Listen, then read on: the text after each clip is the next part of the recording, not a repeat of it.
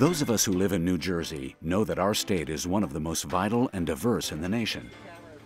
But we're also in the middle of a financial crisis that's affecting every one of us. One of the things I think every New Jerseyan can agree upon is that we're stuck and something needs to be done. And what I would love to do is take that energy, take that anger and frustration, and turn it into something positive. What exactly is our current situation, and how did we get here?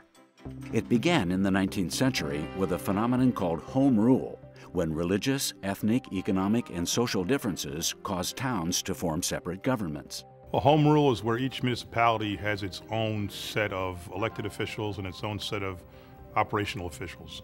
Its own mayor, council, its own police chief, CFO, public works department. Everything contained within one town is generally what's defined as home rule. Over the years, home rule led to the incorporation of an incredible number of municipalities in New Jersey, 566 to be exact. Why has this become a problem? The 566 municipalities that developed because of home rule, and they started to fracture off and become their own entities, became a problem in the mid-20th century because we had a duplication of services. So each town had to offer police, each town had to have a tax assessor. It was mandated that they had to have exactly the same things. Well, the effects of home rule are negative in a lot of ways because the property taxes that you need to sustain home rule are in many cases exorbitant. With all the financial issues the state now faces, there's less municipal aid for towns. This means layoffs, furloughs, and service cuts. It's probably the most important issue right now in the state when it comes to property taxes. If people don't want to do something about reducing the number of municipalities and reducing the number of school districts, then they should stop talking about why property taxes are so high. We can no longer stay where we are. You have people saying, I'm going to cut taxes. You have other people say, we'll cut some services. But neither are going to move New Jersey forward. We have to start restructuring New Jersey so it's more efficient. Restructuring New Jersey means connecting towns, and that raises an important emotional issue. People are afraid of losing their town's identity. People feel that they're going to lose their hometown feel. That's the #1 issue. They feel like the police are not going to be there for them. They feel like the garbage collectors are not going to be the ones that they knew. But in fact, this is not true. There are hundreds of distinct communities that do not have their own local government. They provide a much different model than the one offered by home rule. Some of these unincorporated towns, like Colonia, are known as CDPs, or Census-Designated Places. I've been living in Colonia, New Jersey for a good 20 years. And what's kept you here all this time? It's a great little town. It's got a little bit of everything. You don't have to travel too far to get to what you need. It's got great medical facilities around here. The education's great. There's a lot of public and private schools in a very short distance. You have huge towns like Short Hills and Basking Ridge and Colonia, New Jersey, that actually have this hometown feel, have this wonderful entity, but they're not incorporated. And so you really look at the model, and the model says you don't need to be incorporated to have the hometown feel.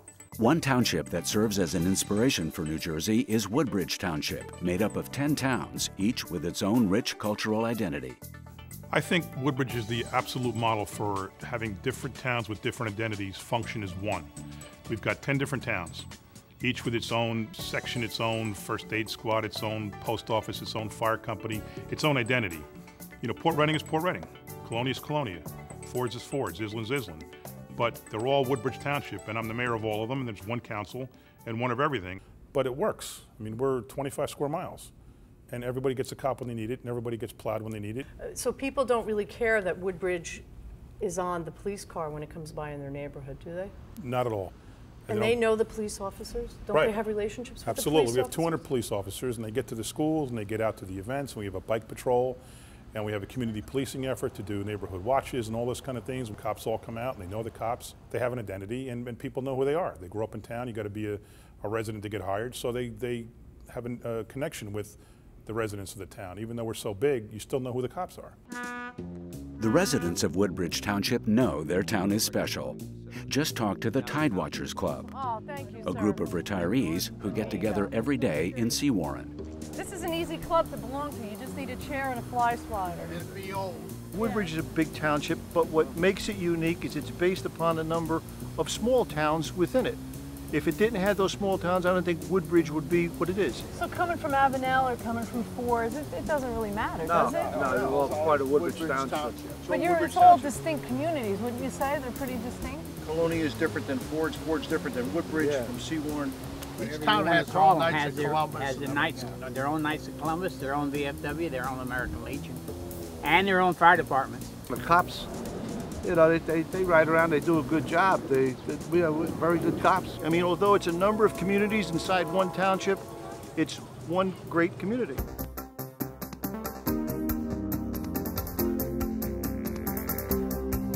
The new model for New Jersey is not two towns merging, but many.